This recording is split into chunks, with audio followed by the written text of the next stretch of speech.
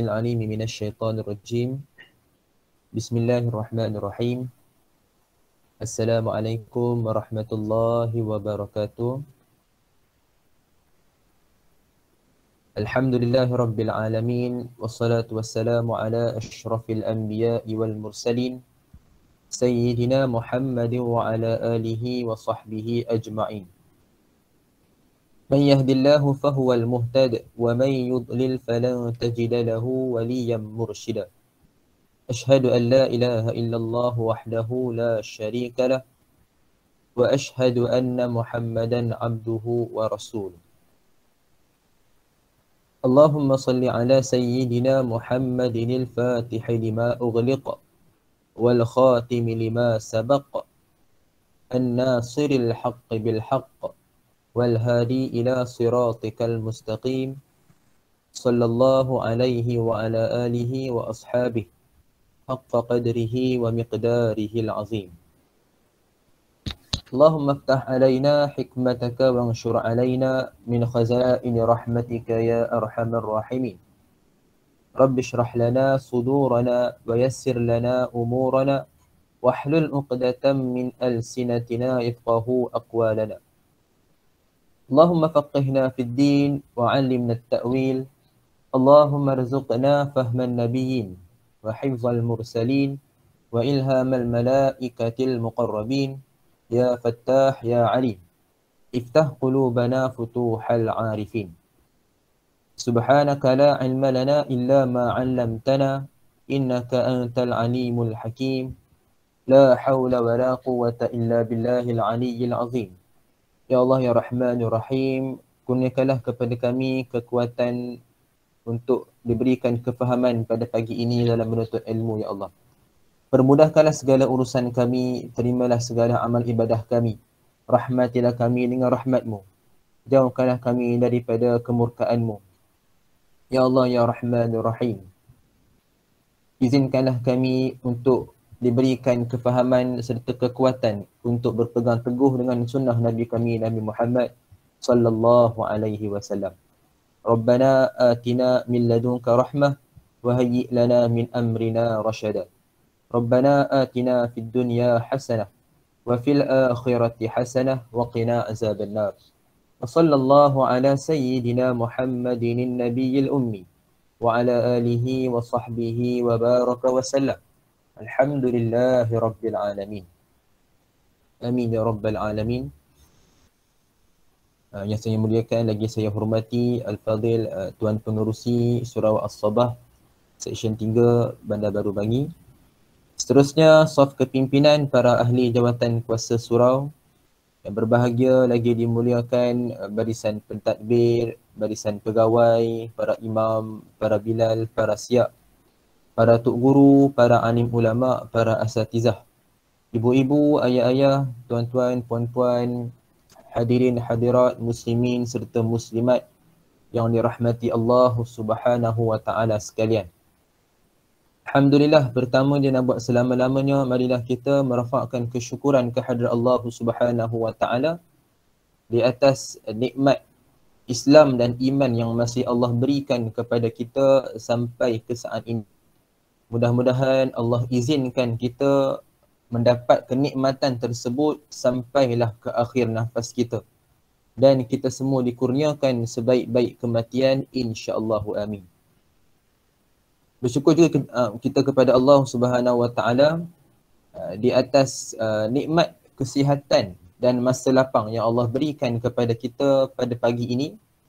Mudah-mudahan kita menggunakannya untuk menuntut ilmu serta diberikan keberkatan dalam usaha kita untuk mendapatkan ilmu serta beramal dengan bersungguh-sungguh, insya-Allahu amin. Jadi sidang muslimin dan muslimat yang dirahmati Allah Subhanahu wa taala sekalian. Sebelum saya memulakan, saya nak minta confirmation, tuan-tuan dan puan nampak yang saya share tak slide ni? Nampak. Okey, alhamdulillah. Okey, baik. Jadi kita mulakan insya-Allah. Sebenarnya tuan-tuan dan puan-puan, sebelum ni saya dah pernah hadir ke surau tuan-tuan secara fizikal beberapa kali lah pertemuan di surau kita, Surau As-Sabah. Cuma disebabkan kekangan masa untuk saya hadir, memandangkan saya dari Paya Jaras, dari Sungai Buloh. Jadi disebabkan jarak yang agak jauh, jadi disebabkan itu nak kuliah berfizikal tu agak sukar buat masa inilah. Jadi tak berapa nak sempat masanya. Jadi insyaAllah akan datang ada rezeki tuan-tuan, kita akan bertemu secara fizikal di surau insyaAllah. Ya, Alhamdulillah diberikan peluang oleh Al-Fadhil Tuan Zamzuri untuk saya berkuliah secara online. Jadi mudah-mudahan bermanfaat jugalah pertemuan kita ini walaupun secara maya insyaAllah. Jadi kitab yang kita bincangkan sebelum-sebelum ini 100 sunnah Rasulullah sallallahu alaihi wasallam yang dilupakan. Jadi di mana yang seingat saya ikut dengan apa yang saya catat dalam notepad saya ni, di mana pertemuan kita yang selama ini kita telah membincangkan sebanyak 28 sunnah.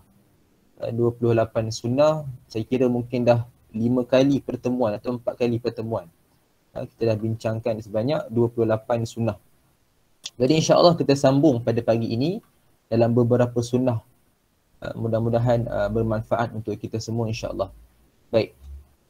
Masih lagi dalam bab yang kelima, iaitu pelbagai sunnah berkaitan tentang solat. Qala al-muallifah rahimahullahu ta'ala wa nafa'ana bi'ulumiha fi darain insya'allahu amin. Tuan-tuan kalau ada yang nak snap ke ataupun screenshot ke, silakanlah supaya kita dapat manfaat itu dan kita boleh untuk sebarkan kepada orang lain insya-Allah. Baik.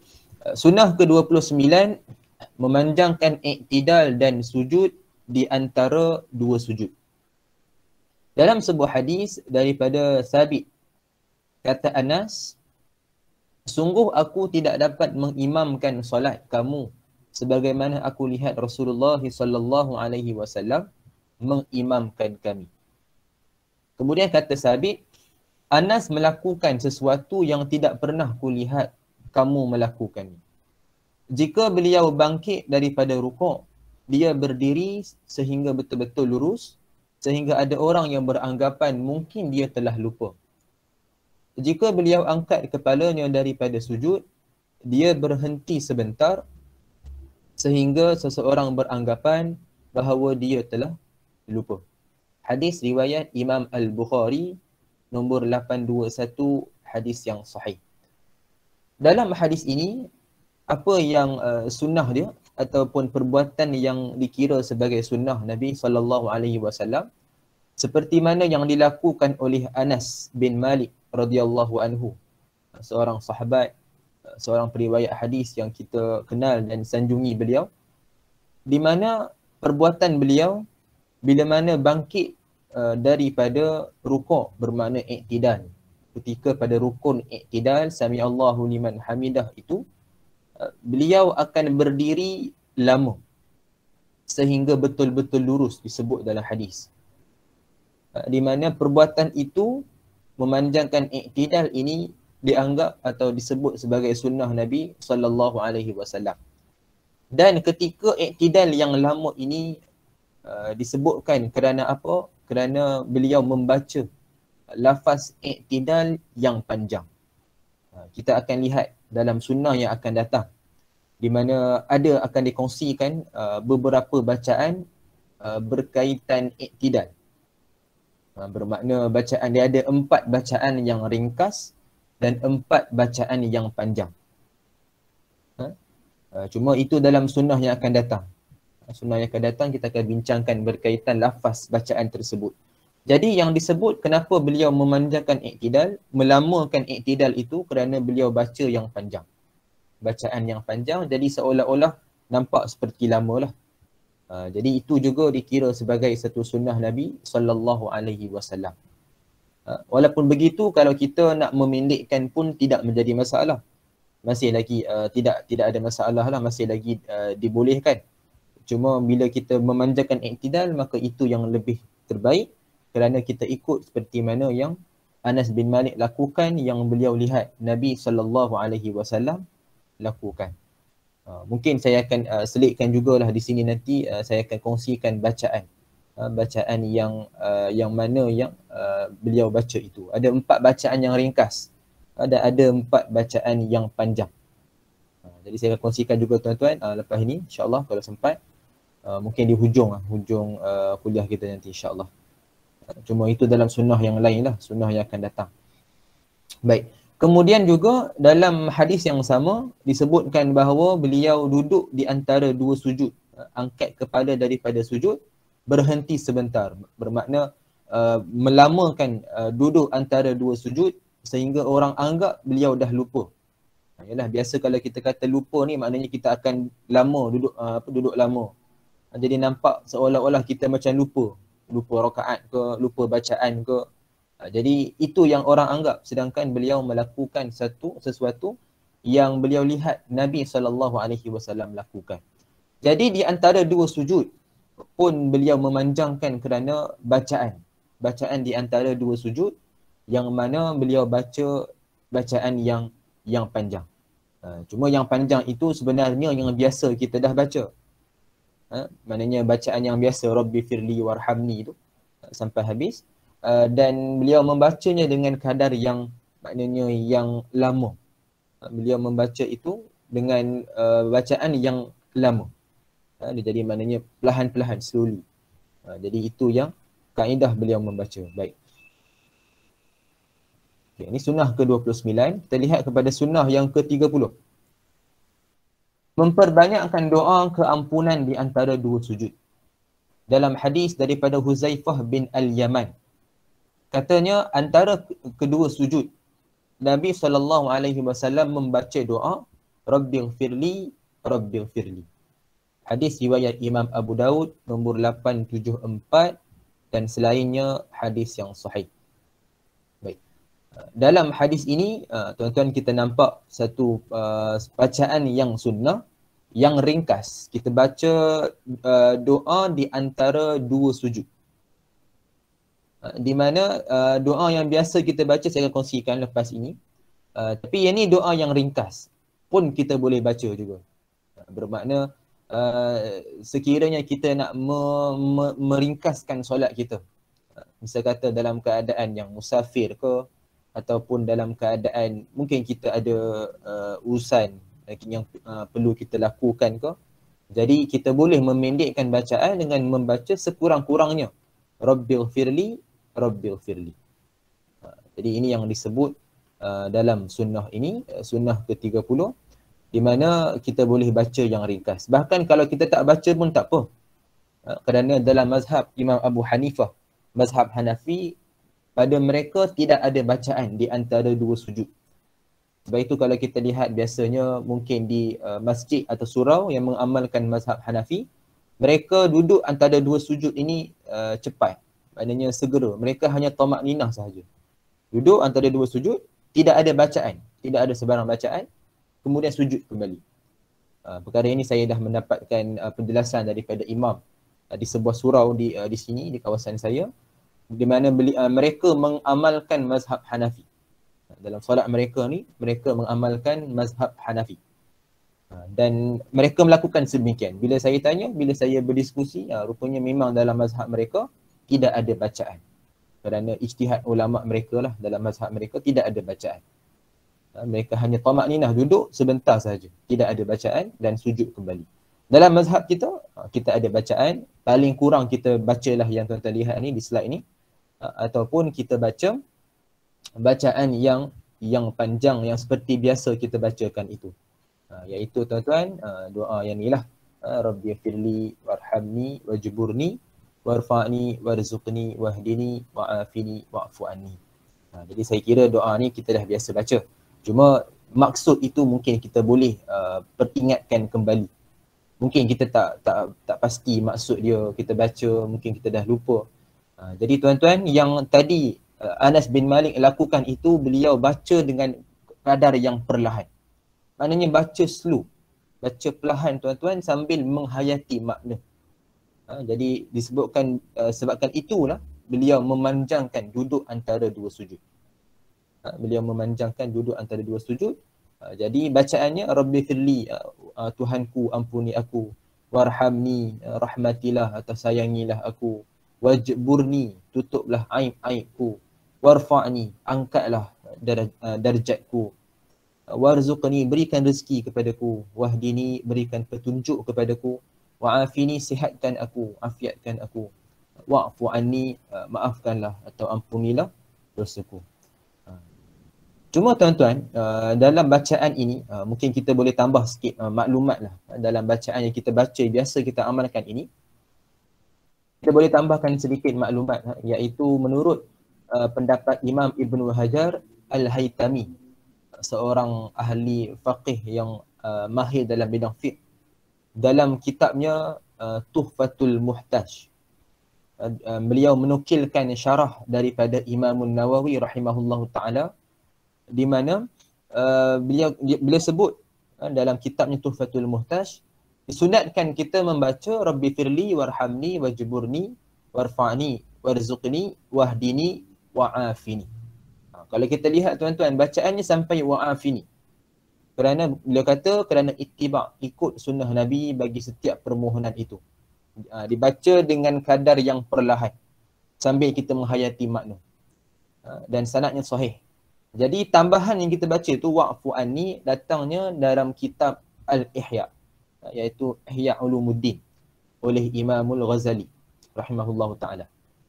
Jadi sebenarnya bacaannya kita boleh baca yang ringkas Rabbi firli 2 kali pun tak apa, atau kita baca sampai wa'afini pun tak ada masalah, atau nak tambahkan wa'fu anni pun tak apa. Kerana ini antara doa yang disuruh atau yang diamalkan oleh Nabi sallallahu alaihi wasallam. Kalau tambahan itu yang ditambahkan oleh ulama, iaitu khususnya Imamul Ghazali dalam kitab Ihya, pun kita boleh amalkan. Bahkan kalau kita tak baca pun tidak menjadi masalah. Seperti mana kata Imam Abu Sa'ad Al-Mutawalli rahimahullahu ta'ala dalam kitabnya At-Tatimmah, di mana beliau sebut tidak ada ketetapan khusus. Bermakna tidak ditakyinkan. Tidak ada apa-apa yang khususkan bacaan doa, tapi afdalnya kita baca apa yang ada dalam hadis. Kerana dia tidak baca pun tak apa. Seperti mana saya sebutkan tadi tuan-tuan, dalam mazhab Hanafi mereka tak baca pun. Mereka hanya tamak-ninah sahaja. Jadi yang penting rukun fi'li dia, perbuatan dalam solat, kita duduk antara 2 sujud beserta tamak-ninah. Ada tamak-ninah. Jadi itu rukun je lah.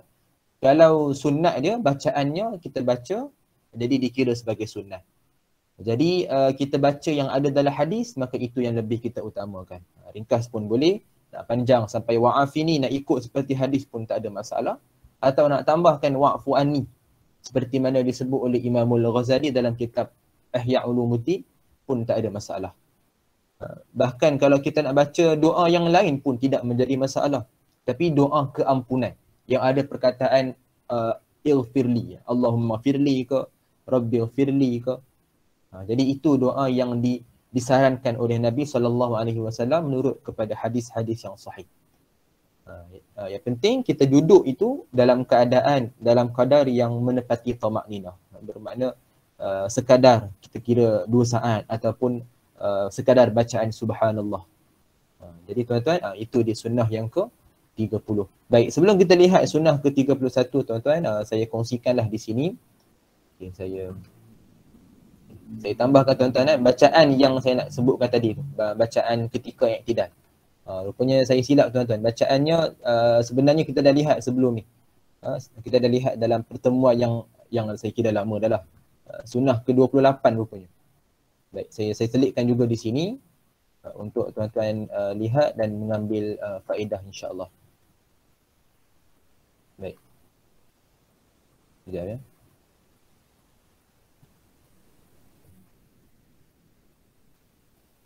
Saya sharekan kembali bacaannya.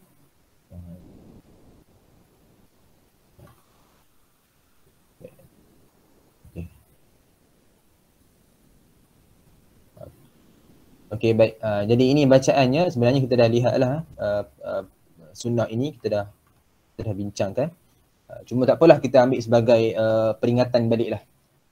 Baik, ini bacaan yang dibaca dalam sunnah ke-29 tadi, iaitu yang dipanjangkan ketika i'tidal. Jadi apa bacaannya? Kalau yang paling ringkas tuan-tuan, saya hanya sebut je lah, paling ringkas, Sami'allahu liman hamidah, Rabbana lakal hamd. Itu yang pertama, yang ringkas. Yang kedua, Rabbana walakal hamd. Ada wa. Perkataan ada tambah wa. Rabbana walakal hamd. Yang ketiga, seperti dalam hadis ni, yang tuan-tuan lihat di slide ni, Allahumma Rabbana lakal hamd. Yang keempat, Allahumma Rabbana walakal hamd. Jadi empat-empat bacaan ni tuan-tuan, dia bacaan dia hampir sama. Makna dia pun sama je, cuma tambahannya perkataan Allah. Kalau kita ambil yang paling ringkas tadi, Rabbana lakal hamd tu, kita buang Allahumma, bermakna wahai Tuhan kami, kepadamu lah pujian. Kalau tambah Allahumma tu, Allahumma bermakna ya Allah lah. Jadi tambah wa bermakna dan.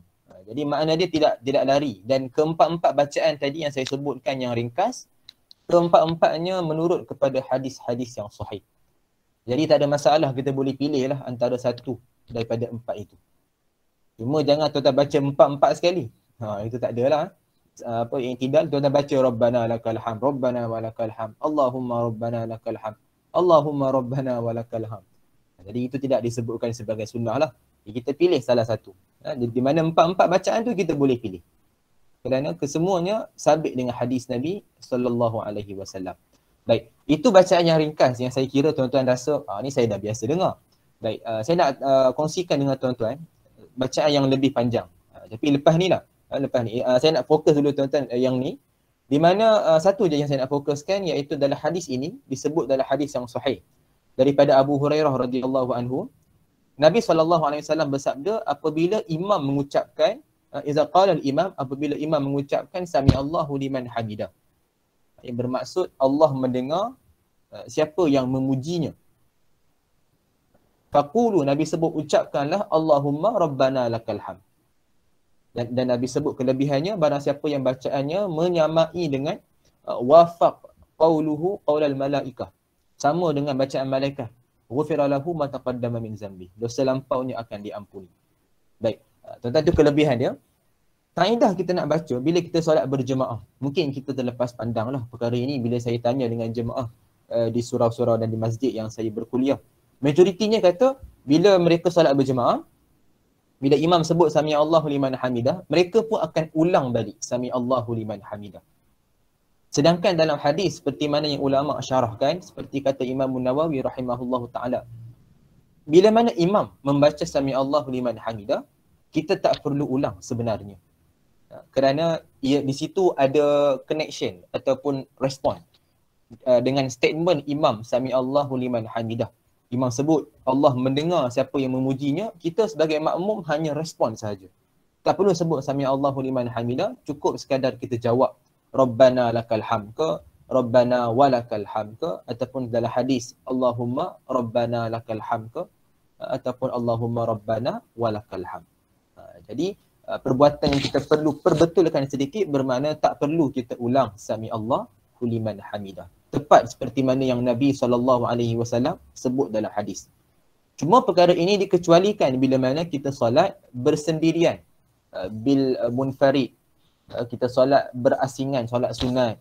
Jadi bila solat sendiri bermakna kita yang berikan statement, kenyataan, kita yang berikan respon. Maknanya kita yang cakap, kita yang mulakan, kita yang jawab. Kita sebut sami Allahu liman hamidah, kita yang jawab Allahumma Rabbana lakal hamd. Dalam solat berjemaah, perkataan sami Allahu liman hamidah dikecualikan. Tepat seperti mana yang disebut dalam hadis dan seperti mana yang disyarahkan oleh Imam Nawawi rahimahullahu taala dalam kitabnya Syarah Al-Minhaj, Syarah Sahih Muslim. Baik, tuan-tuan, jadi ini satu yang saya kira kita boleh untuk amalkan. Maknanya tidak perlu kita ulang. Tapi kalau kita nak ulang pun sebenarnya tidak menjadi masalah. Cuma tidaklah menepati seperti mana dalam hadis. Tidaklah kita ikut seperti mana yang Nabi suruh. Tapi tak ada masalah, bukanlah sampai membatalkan solat pun. Tak ada masalah. Baik, ini bacaan yang ringkas. Saya kongsikan tuan-tuan bacaan yang panjang. Cuma saya tidak berhasratlah nak sebut, saya nak baca semua hadis, tidaklah. Saya hanya sebutkan dia punya bacaan sahaja. Tuan-tuan boleh lihat apa kelebihan ataupun apakah ganjaran bagi bacaan ini. Baik, dalam hadis ini, dalam hadis daripada Rifa'ah bin Rafi' Az-Zuraqi, sebut bahawa beliau menceritakan balik apa yang berlaku. Secara ringkasnya, Nabi jadi imam, Nabi sebut sami Allahu liman hamidah, kemudian seorang pemuda di belakang, di mana yang disebut oleh ulama beliau datang lambat dan beliau dapat rakaat dengan Nabi. Kemudian beliau jawab, Rabbana walakal hamd, hamdan katsiran tayyiban mubarakan fi. Ni bacaan ni mungkin agak masyhur, kita biasa dah dengar. Pun kita boleh baca tuan-tuan. Ni bacaan yang kedua yang lebih panjang. Jadi yang pertama semua tu yang ringkas. Ini yang kedua yang lebih panjang yang kita boleh amalkan. Sekiranya kita solat berjemaah, maka tidak perlu ulang juga sami Allahu liman hamidah. Terus kita jawab. Maknanya imam dah sebut sami Allahu liman hamidah, kita terus jawab. Rabbana walakal hamd, hamdan katsiran tayyiban mubarakan fi. Jadi ini panjang sedikit. Kelebihan dia tuan-tuan boleh lihat di bawah tu. Yang Nabi sebut 30 malaikat merebut untuk tulis ganjaran. Jadi kita boleh baca juga bacaan yang ni. Tidak menjadi masalah, bahkan disebut oleh fuqaha dalam mazhab kita untuk kita baca bacaan ini. Seperti mana yang disebut oleh Imam Ibnu Hajar dalam kitabnya Fathul Bari. Boleh kita baca. Baik. Ini bacaan yang kedua tuan-tuan. Saya teruskan dengan bacaan yang ketiga. Terus kepada bacaannya. I'tidal. Kita baca iaitu Allahumma Rabbana lakal hamd mil as-sama'i wa mil al-ardi wa mil ama bainahuma wa mil ama syi'ta min syai'in ba'. Hadis riwayat Imam At-Tirmizi nombor 3422, hadis hasan. Disebut hadis ini daripada Ali bin Abi Talib radhiyallahu anhu. Ni hadis ni memang sebenarnya panjang sangat tuan-tuan. Dia panjang, dia menceritakan bagaimana Nabi solat. Disebutkan dalam hadis daripada awal sampai akhir. Jadi memang panjanglah bacaan ataupun matan teks hadisnya. Jadi kita fokus kepada bacaan i'tidal saja. Ini bacaan dia tuan-tuan. Pun kita boleh baca di mana yang lebih panjang sedikit. Ia menepati sebagaimana yang disebut sebagai sunnah. Semakin panjang kita baca, itu semakin sunnah. Semakin sepatutnya kita boleh amalkan. Mungkin kalau kita jadi imam ataupun solat berjemaah, kita baca panjang sikit lah. Kita baca hamdan katsiran tayyiban mubarakan fi. Rabbana walakal hamd, hamdan katsiran tayyiban mubarakan fi. Itu dalam bacaan yang kita solat berjemaah. Mungkin kita nak meraihkan jemaah kita. Tapi solat bersendirian tuan-tuan, seboleh-bolehnya lah bagi kita yang boleh baca yang lebih panjang. Kita upgrade sikit. Kita upgrade bacaan, amalan dan juga kualiti ibadah kita, kita baca yang panjang sedikit. Baik. Satu persoalan yang biasa dibangkitkan oleh jemaah. Biasa mereka sebutlah, biasa saya baca Ustaz, mil us-sama. Kenapa dalam ni mil as-sama? Sebenarnya tuan-tuan, saya dah semak balik, saya dah lihat balik dalam hadis, saya dah semak dengan guru-guru saya. Memang bacaannya mil as-sama. Kerana di situ kalau kita i'rabkan perkataan mil'a itu kedudukannya ialah pada hal. Di mana hal ni kalau kita i'rabkan dia jadi mansub. Halnya dia menerangkan keadaan. Menerangkan keadaan maksud kepada ayat tersebut. Maknanya menerangkan hal tentang Rabbana, Tuhan. Tuhan yang mana? Tuhan yang meliputi langit, meliputi bumi. Jadi itu kedudukannya i'rab jadi hal. Bila hal dia jadi mansub, bila mansub bil fathah, dia jadi baris fathah. Jadi setepatnya ialah mil'a, bukan mil'u tuan-tuan. Mungkin tuan-tuan pun ada soalan nak tanya jugalah kan. Jadi saya terangkan siap-siap lah, senang. Mil'a tuan-tuan. Tuan-tuan boleh rujuk dalam hadis. Tuliskan je hadis Imam At-Tirmizi nombor 3422. Dia akan keluar dia punya teks hadis dan memang tuan-tuan boleh confirmkan balik, verifykan balik. Memang barisnya ialah baris fathah. Baris atas. Jadi kita boleh betulkanlah sekiranya kita silap selama ni, kita boleh betulkan. Kerana tuan-tuan kalau satu baris salah pun dia jadi maknanya lain. Dia jadi makna dia akan berubah. Jadi sebaik-baiknya kita perbetulkanlah. InsyaAllah. Baik, ini bacaan yang ketiga. Bacaan yang keempat saya kongsikan tuan-tuan. Yang lebih panjang atau yang terpanjang lah dalam bacaan bagi i'tidal ini. Iaitu bacaannya dalam hadis juga disebutkan. Hadis riwayat Imam Abu Daud nombor 847, hadis yang sahih daripada Abu Sa'id Al-Khudri.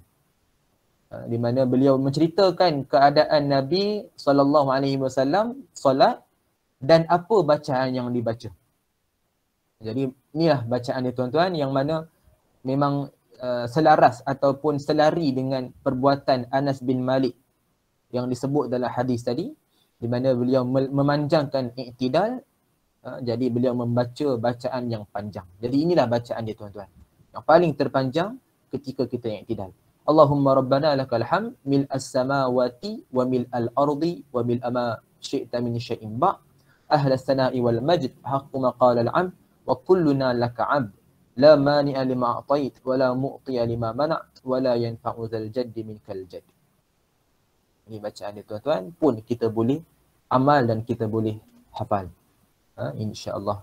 Mungkin tuan-tuan, mungkin permulaan tu kita susah sikit lah, kita lupa-lupa dan ingat ke, ingat-ingat dan lupa ke.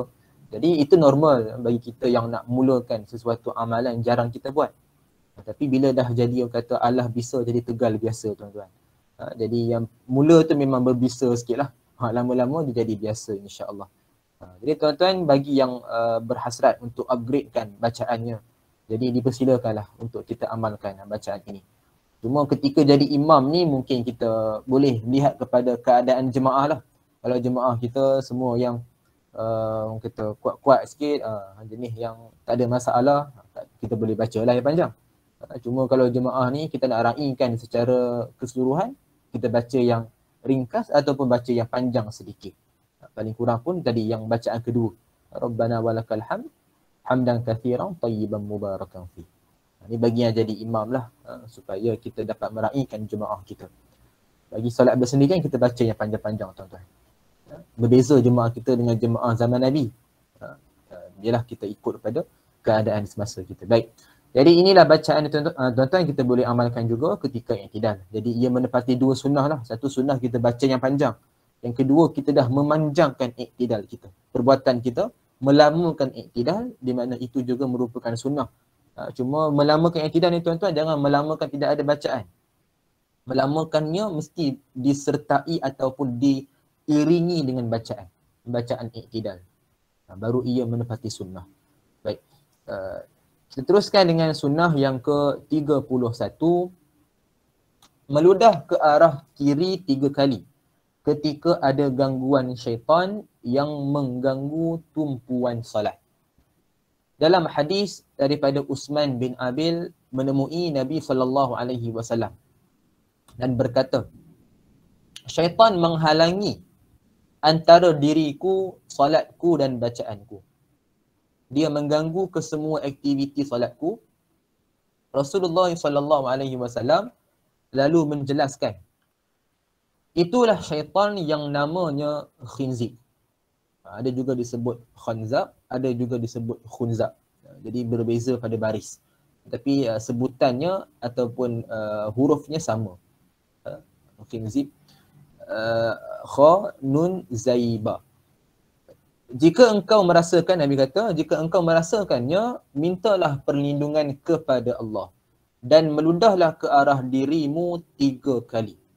Bukan dirimu tuan-tuan, dia kirimu. Meludah ke arah kiri.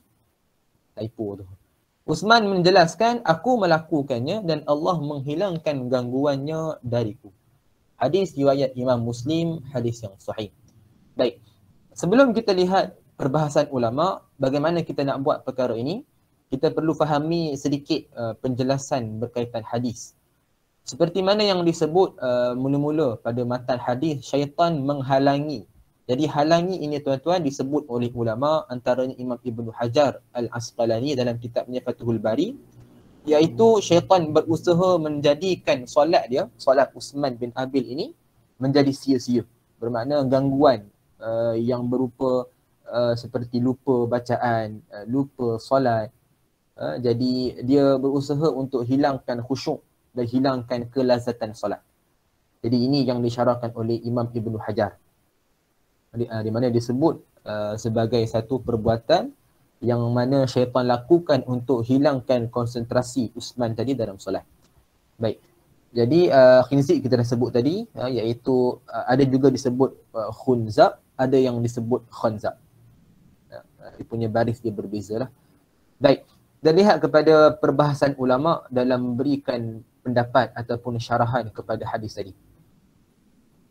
Disebut oleh Imam Nawawi rahimahullahu ta'ala dalam kitabnya Syarah Muslim, kitab Al-Minhaj, Syarah Muslim, Syarah Sahih Muslim, dan kitab Al-Muhazzab pun disebutkan juga Iaitu sunat kita meminta perlindungan seperti dalam hadis. Iaitu tuan-tuan, di mana sebut dalam hadis tadi, kita meludah ke arah kiri sebanyak 3 kali. Jadi ludah ni tuan-tuan jangan tanyalah, ludah ni maknanya kena keluarkan kahak ke, kena keluarkan air liur ke, tak perlulah. Bermakna kita ludah ini dengan isyarat sahaja. Ludah ini dengan isyarat di mana tidak tidak menyerupai perkataan. Dia hanya isyarat. Yang mana dia berbentuk maknanya orang kata dia ludahan yang tidak ada perkataan. Jangan kita sebut tui ke. Jadi dia dah sampai 3 huruf dan dia dah menyamai dengan perkataan. Jadi dia hanya kita buat itu, kita ludah ke kiri, kita pandang kiri sedikit dan kita hanya buat dengan bacaan ataupun dengan cara yang paling mudah. Sekadar ambil sunnah. Macam tu je lah. Kita macam hanya ludah ni buat syarat sahaja. Bukan sampai kita betul-betul dengan penuh semangat kita ludah. Tidak. Kerana ia tidak menepati seperti mana yang ulama sebutkan. Kita minta perlindungan. Ketika kita ludah, kita bacalah isti'azah. Kita baca a'udzubillahi minasyaitanirrajim ke. A'udzubillahi minasyaitan ke. Jadi kita baca untuk meminta perlindungan lah. Jadi sambil kita baca itu, kita meminta, maknanya kita meludah dengan ludahan yang tidak ada kahak. Maknanya dan ludahan yang tidak ada perkataan.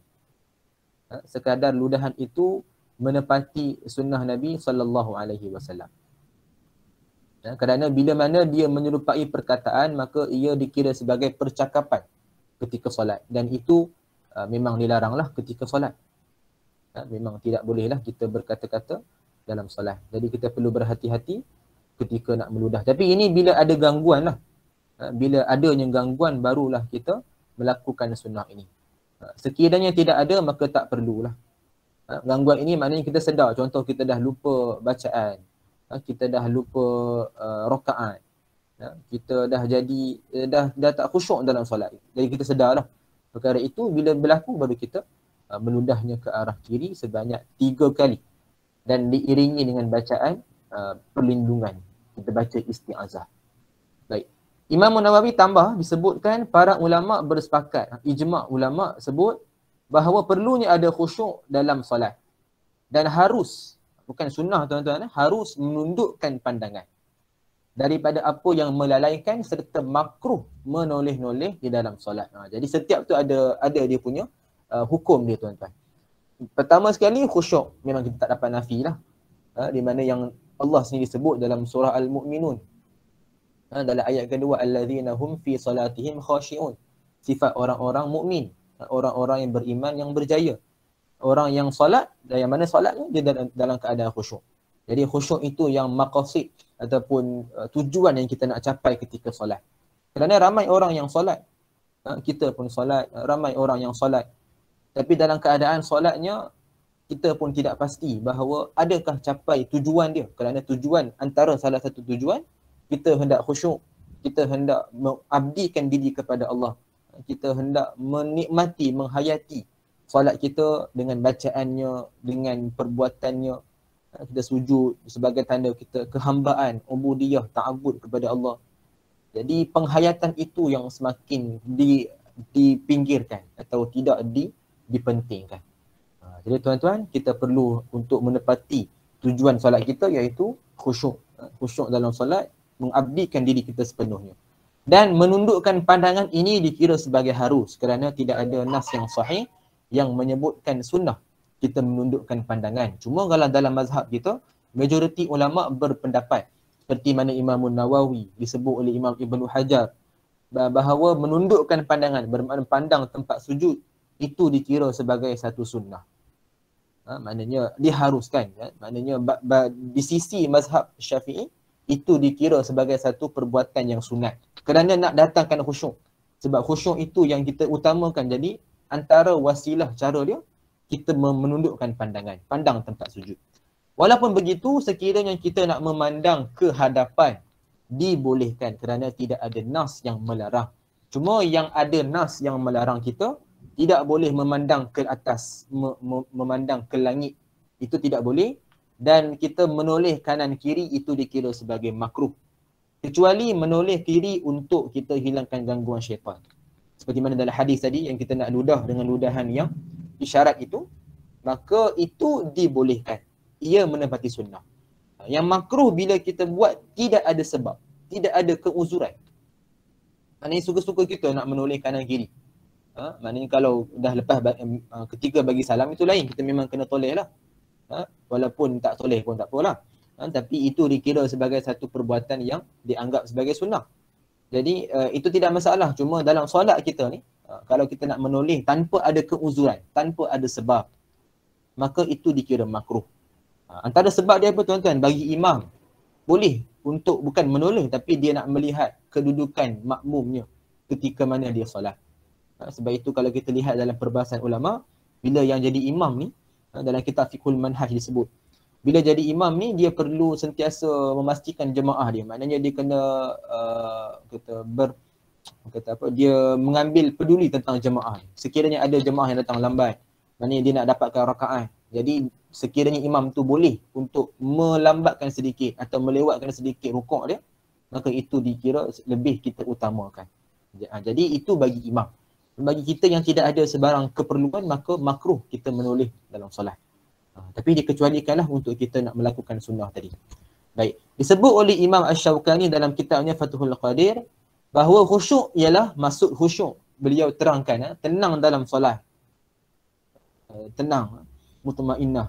Tidak beralih ke sana ke sini dan tidak melakukan perkara yang sia-sia di dalam solat. Dan ditambahkan dibolehkan menoleh ke kiri untuk menghilangkan gangguan syaitan dengan meludah. Tapi ludahannya seperti mana yang kita dah bincangkan tadi, iaitu tidaklah sampai berkahak, tidaklah berakhir liuk dan tidaklah berbentuk perkataan. Bukan percakapan. Dia hanya isyarat untuk kita nak melakukan perbuatan tersebut. Jadi itu disebut sebagai sunnah Nabi SAW. Sunnah yang ke-30, meludah ke arah kiri sebanyak 3 kali ketika ada gangguan syaitan. Baik, kita lihat kepada sunnah yang ke-32 yang saya kira terakhirlah pada pagi ini. Satu hadis yang cukup panjang daripada Abdullah bin Amru bin Al-As radhiyallahu anhuma. Nabi SAW bersabda, ada 2 akhlak orang Islam. Sekiranya diamalkan dia akan masuk syurga. Keduanya itu mudah namun sayangnya sangat sedikit yang mengamalkannya. Iaitu mendirikan solat 5 waktu dan masing-masing kamu bertasbih 10 kali setiap kali selepas selesai solat. Bertahmid 10 kali, bertakbir 10 kali bererti dalam sehari 150 kali dalam lisan. Namun dihitung 1500 kali dalam timbangan. Tuan-tuan, kita maknanya kita baca 10 tasbih subhanallah, 10 tahmid alhamdulillah, 10 takbir Allahu Akbar. Jadi ini yang paling ringkas yang kita boleh baca selepas menunaikan solat. Seperti mana yang Nabi sebut. 30 kali satu waktu solat. Jadi dalam sehari 5 kali solat, 5 kali dengan 30 bermakna 150 lah. Baik, disebut oleh Abdullah bin Amru bin Al-As, aku melihat Nabi Rasulullah menghitungnya dengan tangannya, yakni jari jemari. Jadi ini juga perbuatan yang sunnah tuan-tuan. Sebaik-baiknya kalau boleh kita gunakan jari kita, kita utamakanlah guna jari ketika nak berzikir. Kalau boleh. Bagi yang ada kesusahan, mungkin dia tak boleh nak kira, dia susah nak biasa nak berkira, maka tidak menjadi masalah. Nak menggunakan biji tasbih ke, nak menggunakan tasbih digital ke, ataupun apa-apa peralatan yang moden dan sebagainya, tidak menjadi masalah. Tapi sebaik-baik kalau boleh kita utamakan gunakan jari. Dan kaedah dia tak disebutkan. Mungkin tuan-tuan ada yang mengamalkan menggerak, maknanya bergerak atas ke bawah begitu. Ada yang dikira daripada ruas jari dia yang 3 itu. Jadi kaedah ni tidak dikhususkan. Cuma gunakan jari itu sunnah. Kaedah dia tidak dikhususkan, bermakna terpulang kepada kita lah bagaimana kita hendak mengira menggunakan jari kita. Yang penting yang disebut sebagai sunnah kita utamakan menggunakan jari. Baik. Dalam hadis sebut sambungnya, dan jika salah seorang kamu menuju ke tempat tidur. Nabi sebutkan dalam hadis juga, Bertasbihlah 33 kali, bertahmidlah 33 kali dan bertakbirlah 34 kali. Yang bererti 100 kali secara lisan namun dihitung 1000 dalam timbangan. Ni ada yang kita namakan sebagai zikir Fatimah. Di mana kita baca yang Nabi ajarkan juga kepada Fatimah dalam hadis yang lain. Di mana untuk kita baca sebelum tidur. Dia lebih kurang macam solat kita. Cuma yang beza dia tidak ada la ilaha illallah wahdahu la syarikalah. Dan takbir itu Allahu Akbar jadi 34. Kita cukupkan 100 dengan takbir tambah lagi 1. 34. Baik. Kemudian Rasulullah bertanya, siapa di antara kamu yang melakukan 2,500 kejahatan dalam sehari semalam? Dia jawab, wahai Rasulullah, bagaimana kalau kami tidak menghitungnya? Nabi menjawab, syaitan selalu datang kepada kamu dalam solat dan berbisik, ingatlah itu dan ini. Ia juga datang ketika tidur sehingga menjadikan tidurnya nyenyak, sehingga lupa mengamalkan zikir tersebut dan lupa waktu solatnya. Bermakna waktu nak bangkit solat subuh. Jadi ini disebut dalam hadis yang sahih di mana diajarkan beberapa kaedah untuk kita mengamalkan zikir. Secara ringkasnya tuan-tuan, saya letakkan dalam bentuk poin.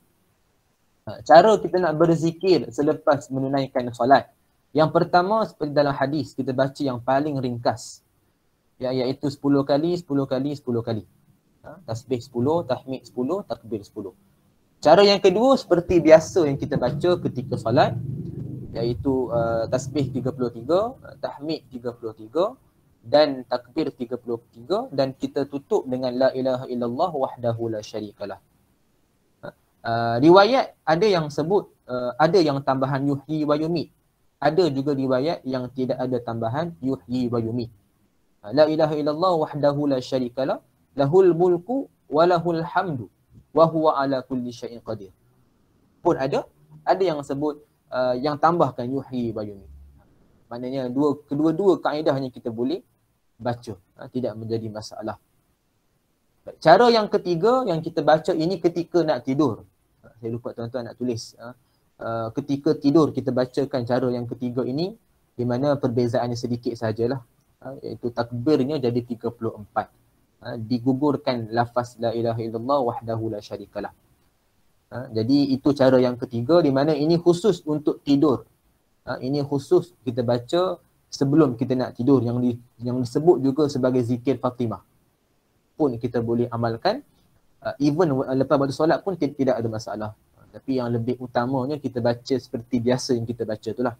Di mana itu yang lebih dekat dengan sunnah Nabi SAW. Cara yang kedua tuan-tuan. Paling ringkas kita baca cara yang pertama. Paling ringkas. Maknanya kalau nak cepat, nak segera, zikirlah juga. Tapi kita ringkaskanlah. Ikut seperti mana yang Nabi sebut dalam hadis tadi. Cara yang keempat tuan-tuan, kita akan bincangkan pada sunnah yang akan datang. Di mana sunnah yang saya kira akan datanglah, pertemuan yang akan datang. Kerana sunnah itu agak panjang dan dia agak teliti sikit. Jadi dia akan memakan masa tuan-tuan. Jadi saya risaulah ni kuliah subuh jadi kuliah duha pula. Tuan-tuan pun nanti jadi mungkin rasa susah, ada urusan dan sebagainya kan. Jadi insya-Allah saya kira cukup sekadar itulah pada pagi ini. Mudah-mudahan yang dikongsikan memberikan kita banyak ilmu ataupun maklumat tentang sunnah Nabi SAW.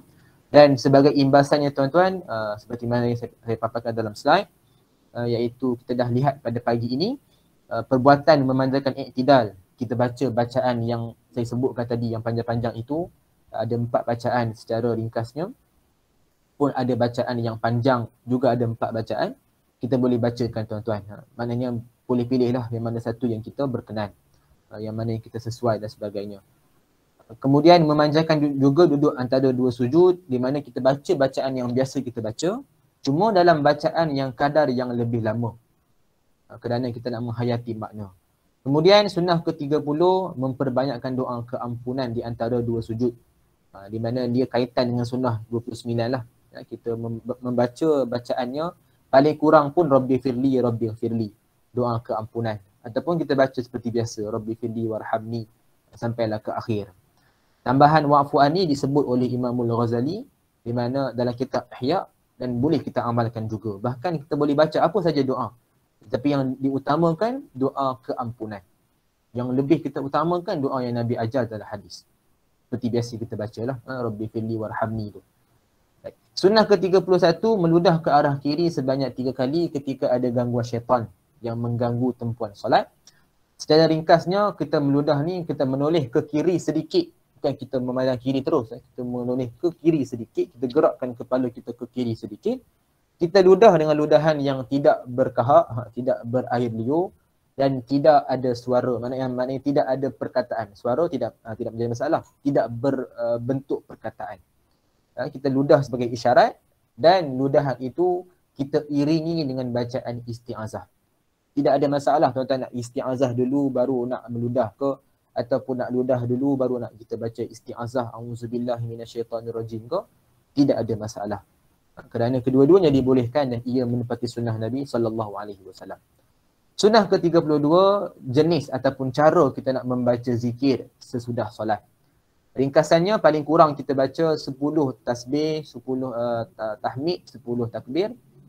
Yang panjang kita baca seperti biasa yang kita baca itulah 33, 33, 33. Kita simpulkan dengan la ilaha illallah wahdahu la syarikalah. Di mana yang disebut dalam hadis, kelebihannya Allah akan mengampuni dosa kita walaupun sebanyak buih di lautan. Dan cara yang ketiga itu cara kita baca zikir sebelum kita nak tidur.